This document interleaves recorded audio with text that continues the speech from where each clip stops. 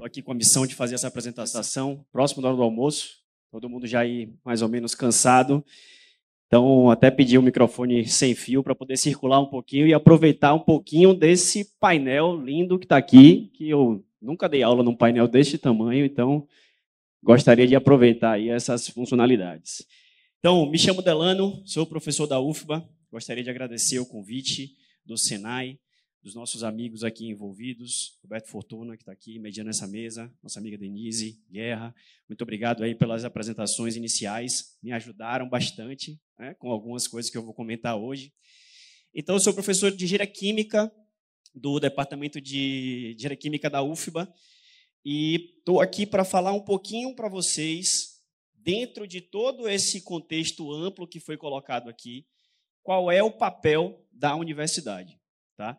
Então, eu quero trazer isso um pouquinho nessa parte de desenvolvimento tecnológico, de novas tecnologias, novos negócios, revolução, transição energética, transição social. Qual que é o papel da universidade dentro desse contexto? Tá bom? Então, já me apresentei, vou passar esse aqui um pouquinho mais rápido, porque a gente tem pouco tempo. Então, qual que é a ideia aqui? A gente falar um pouquinho de transição energética de baixo carbono, falar um pouquinho de energias renováveis muito rapidamente e principalmente tecnologias para a produção de hidrogênio. E aqui, né, o que andamos fazendo, né, trazer um pouquinho da história, né, essa história de transição energética já aconteceu algumas vezes, então vou trazer isso um pouquinho para vocês para refletir um pouco o que é o papel da universidade nesse contexto, tá bom? Então, eu gosto de falar de transição energética, acho que o Guerra até comentou isso aqui um pouquinho, né, na parte das emissões, que isso é uma questão cíclica, pessoal, tá? A gente não está na primeira transição energética que o mundo já viveu, tá? Então, não vou nem falar de mundo, vou falar da nossa relação mais próxima, né, de curto prazo.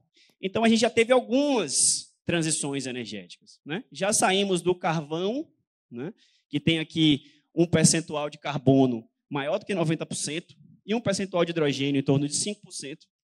Passamos para o óleo, né, o petróleo, que aí já tem um pouco menos de carbono na sua cadeia e um pouco mais de hidrogênio.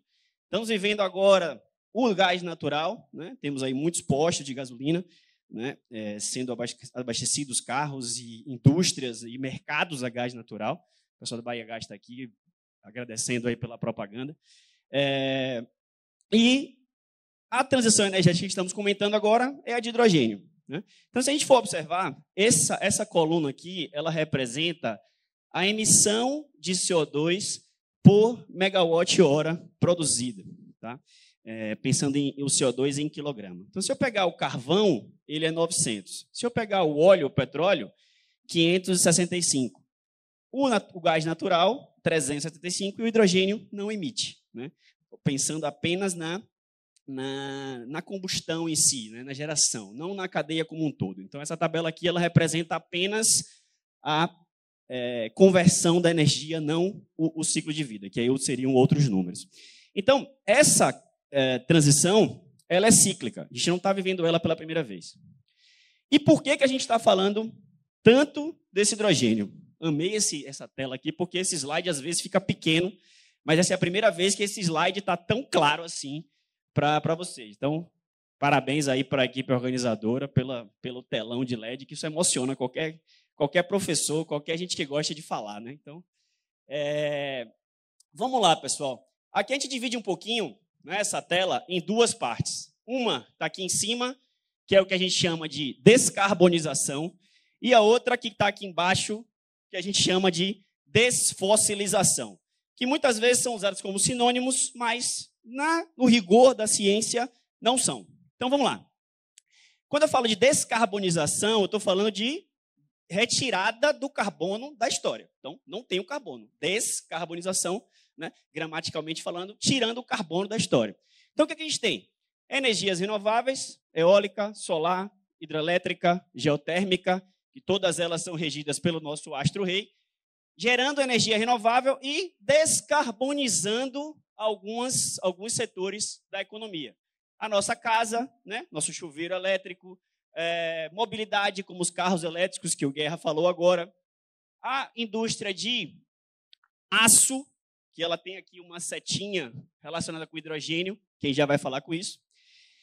Então, esses são setores ou ambientes onde eu posso retirar o carbono da história, né?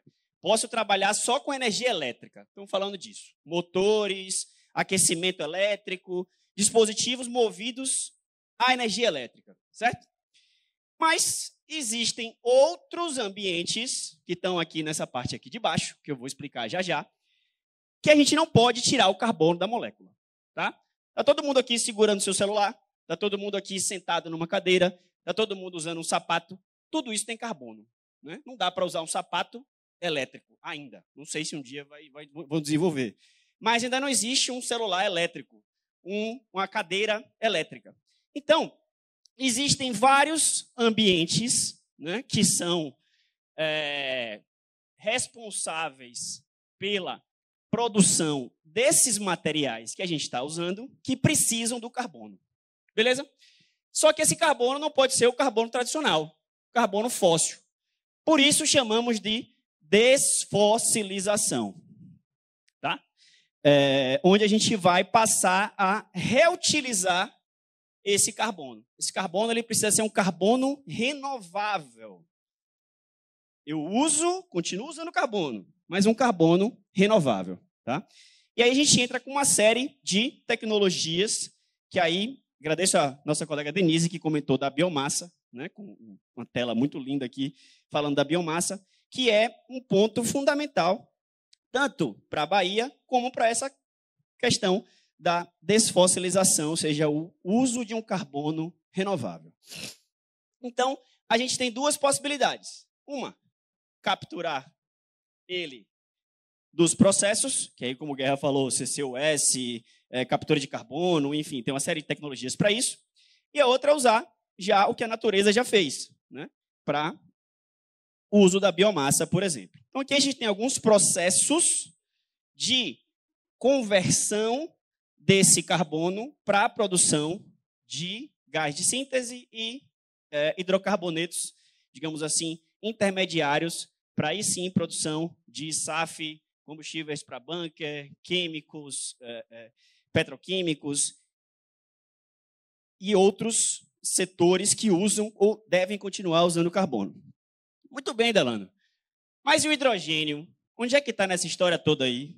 Está aqui no centro. Ó.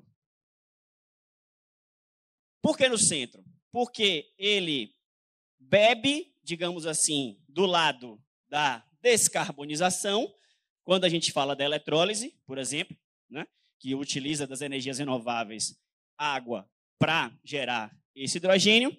Ele pode ser usado diretamente, por exemplo, na indústria do aço, para aí sim descarbonizar, porque eu estou deixando de usar o coque para usar hidrogênio. Então, é o hidrogênio que desloca o óxido para a produção do metal.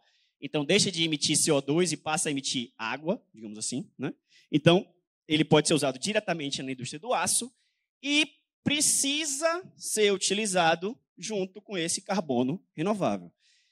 Esse carbono renovável, ele pode estar como CO2, né, como o Guerra comentou, que é um dos nossos principais vilões na atmosfera, ou pode estar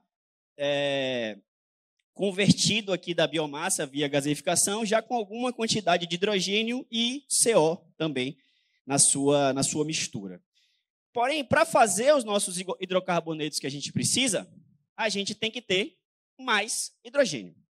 Então, tanto falando de descarbonização quanto falando de desfossilização, precisamos de hidrogênio na história. Tá? E por isso que a gente chama de hidrogênio renovável, hidrogênio de baixo carbono. Porque não é só o hidrogênio da eletrólise, não é só o hidrogênio da biomassa, é toda essa conjuntura que precisa ser trabalhada e precisa ser desenvolvida para alcançar os objetivos que a nossa colega Denise comentou, do desenvolvimento social, desenvolvimento tecnológico, que todo mundo traga suas empresas para cá, para que esse ambiente seja bem desenvolvido. Tá bom? Então, dentro daquele macro slide, onde tinha uma série de ambientes, uma série de de setores, eu trago agora esse slide aqui, que vai falar um pouco mais de tecnologias. Tá? E isso é um pouco do que a gente acredita na universidade como mapa, lógico simplificado, pode ter algumas modificações, para alcançar esses objetivos que a gente está falando. Então, eu vou tentar explicar ele por partes. Tá?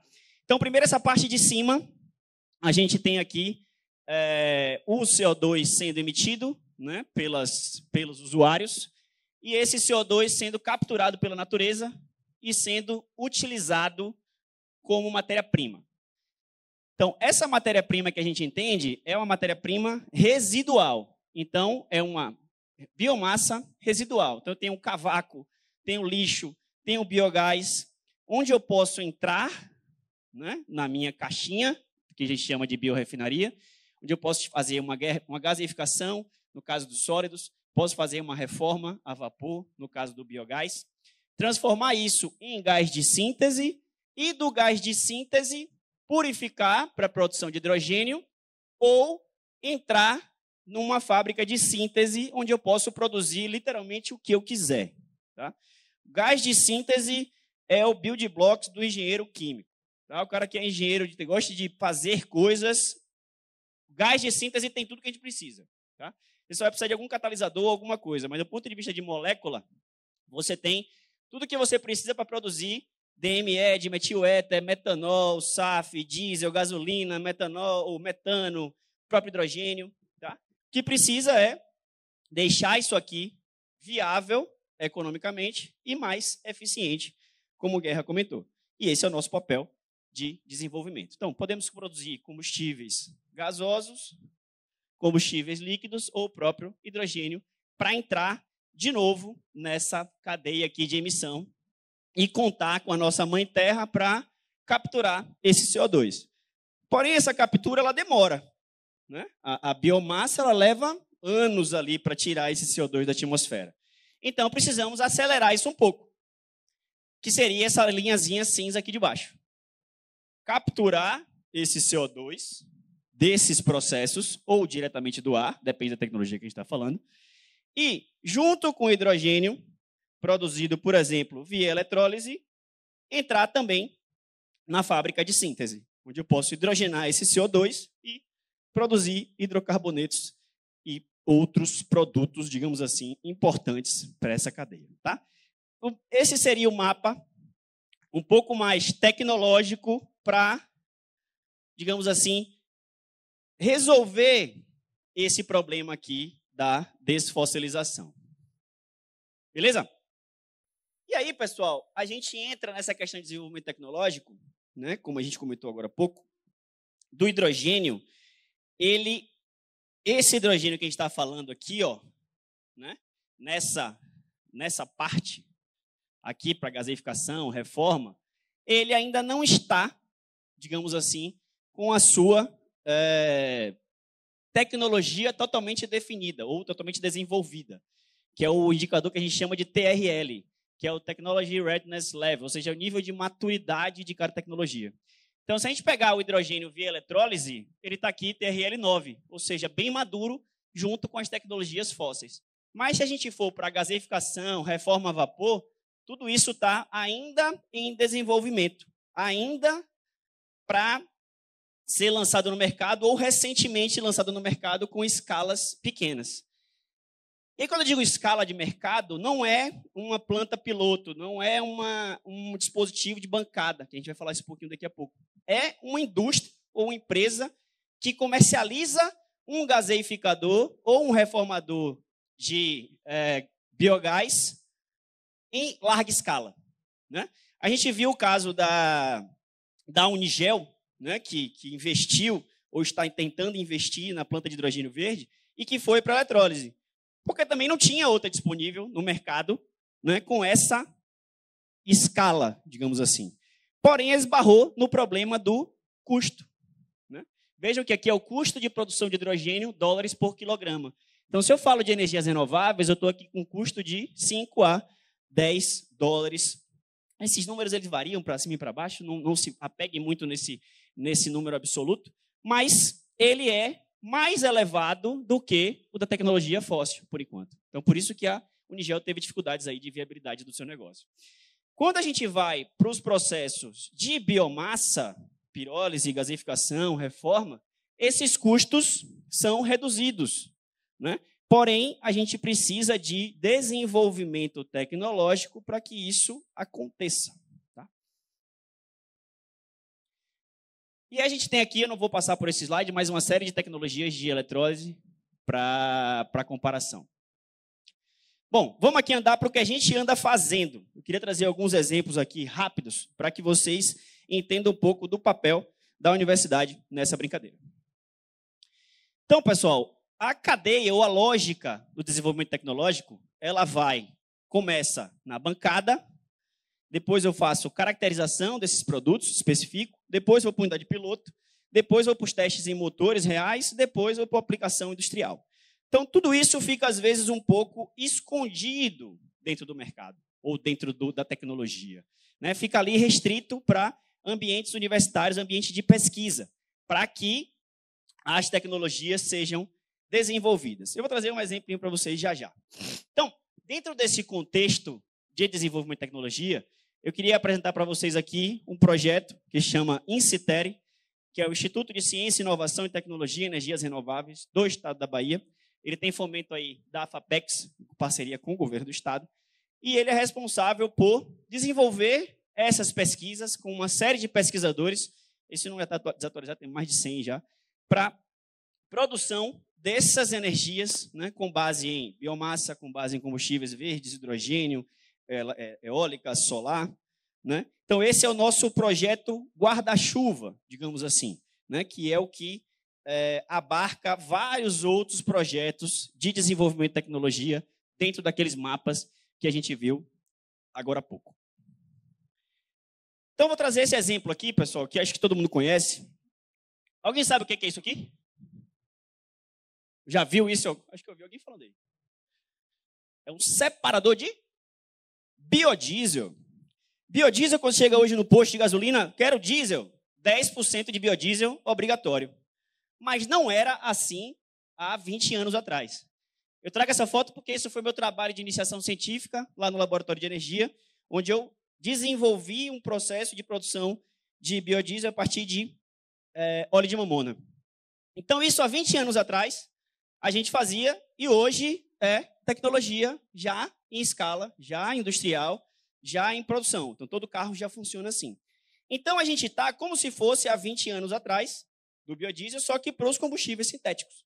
Então, eu mostro para vocês aqui, por exemplo, esse é um forninho que a gente tem, né, com o reator, aqui é o forno, desculpa, aqui é o reator, para fazer gaseificação em escala de bancada, né, para que a gente possa produzir, testar e desenvolver esses produtos, esses combustíveis.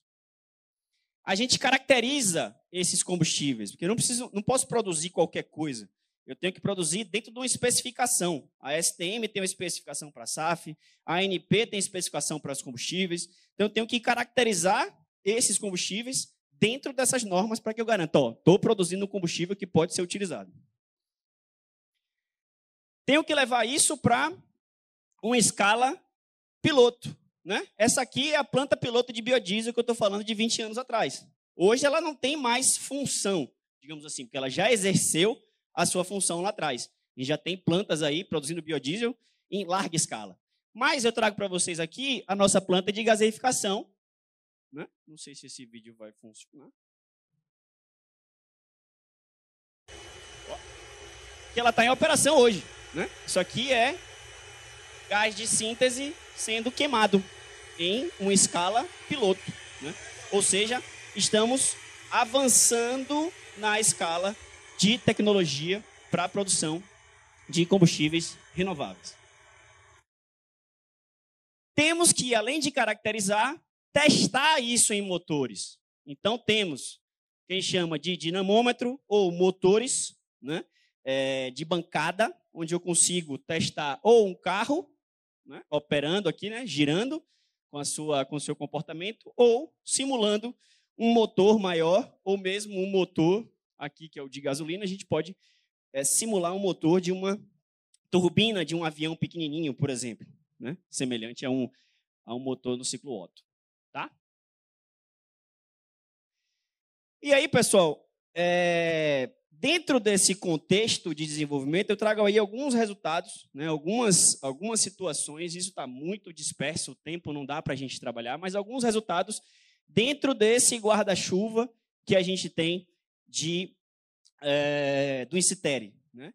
Que são vários projetinhos que a gente desenvolve, participa de feiras, né? Auxilia estudantes, desenvolve dispositivos práticos, desenvolve dispositivos de bancada, faz testes e faz com que essa roda gire, que muitas vezes fica escondida. E eu gosto muito de trazer esse exemplo do biodiesel, né? E posso hoje ter a alegria de comparar isso com o hidrogênio. Cadê nosso colega Sintra? Olha ali, ó. Eu falei que a gente está 20 anos atrás, né? Nosso colega Sintra está ali, vai apresentar hoje uma planta de hidrogênio que foi feita a partir do que ele aprendeu num curso oferecido, né, pela universidade em conjunto com a GIZ. Então, está ali em nível de maturidade ainda de estar testando, né, mostrando isso, provando o conceito, mostrando para a população, mas em breve vai já estar aí já produzindo em larga escala e em breve isso vai estar também, né, sendo desenvolvido e oferecido para a sociedade com muita eficiência, digamos assim, né? Então, isso fica um pouco escondido, né? O papel da universidade fica um pouco ali escondido. Isso não é um problema, não, tá, pessoal? Isso é uma alegria para a gente que trabalha com isso, mas é importante trazer aqui para o público nessa ordem de grandeza, nessa vastidão que a gente tem aqui, para que as pessoas entendam e saibam desse impacto que a universidade tem no mercado. Esse é o Congresso Brasileiro de Engenharia Química que a gente organizou, né? Em 2023, aí mais de 1.000 participantes, 886 trabalhos publicados, mais de 2.000 autores envolvidos e representantes aí de todo o Brasil. Alguns outros projetos que eu vou pincelar aqui, tá? Para a produção de combustível de aviação, por exemplo, que eu tenho aqui uma molécula grande e longa, né, de um ácido graxo, e vou quebrar ela usando hidrogênio para a produção de SAF e diesel, né? E aí, mais uma vez, o hidrogênio aqui na história. Então, estamos falando de SAF via refa, usando óleo para a produção de querosene de aviação e diesel. Mas o hidrogênio está na história como elemento central, como elemento, digamos assim, complexante ou para quebrar ou agregar essas moléculas. Outro projeto que eu gosto muito é o de produção de hidrogênio via reforma do biogás, obtido a partir de resíduos agropecuários. Então, eu tenho um resíduo que é gerado a partir desse uso da biomassa, tem um digestor, esse digestor produz metano e CO2, isso vai junto com uma molécula de água para um reformador, eu produzo singás, faço algumas, não vou entrar nesse detalhe aqui, pessoal, para não maltratar vocês, e produzo hidrogênio, por exemplo, purificando, separando ele do CO2. Esses detalhes catalíticos eu não vou entrar em detalhe, porque é o que a gente precisa desenvolver, porque é justamente a diferença da reforma a vapor do metano tradicional para a reforma a vapor para o biogás. É justamente esse pulo do gato que a gente precisa desenvolver aqui para que essa tecnologia possa estar no mercado de forma mais eficiente.